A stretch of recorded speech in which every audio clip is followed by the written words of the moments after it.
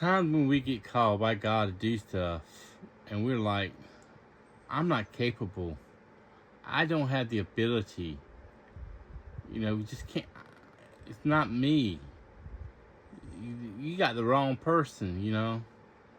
But, God calls the unqualified and make them qualified.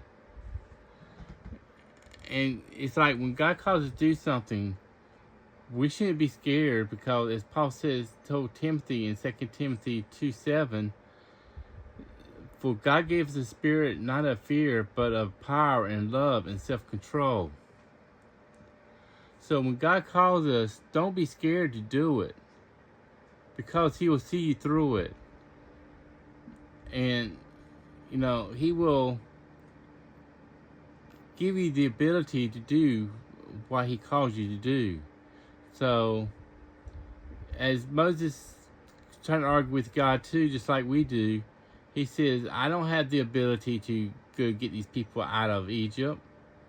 I mean, look, here Moses trying to get people out of Egypt, and Pharaoh could have them killed just for asking.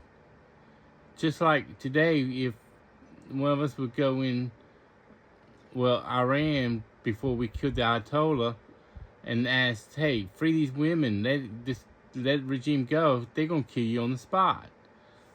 And that's what Moses was facing. But God says, don't worry, I got you. Moses says, well, how I want to do it? I got a speech impediment. So what God says, look what's in your hand.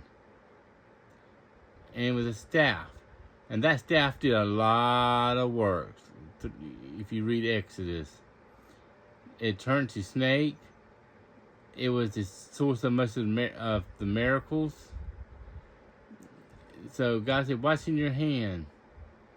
So when God calls you, you step on your faith, act on faith, and carry it out. And there's many of y'all out there being called to evangelize, being called to share the gospel. And you're like, I ain't got the skills. You might be calling me doing children's ministry at your church, teaching, second, third graders, even preschoolers, and you're like, I can't handle these kids. No, God will give you the skills that you need. He just wants you to trust in Him. So, instead of being scared, instead of being timid, look what's in your hand and just trusting God to do great works with it. We love you. Peace out. Shalom. And hit that follow button.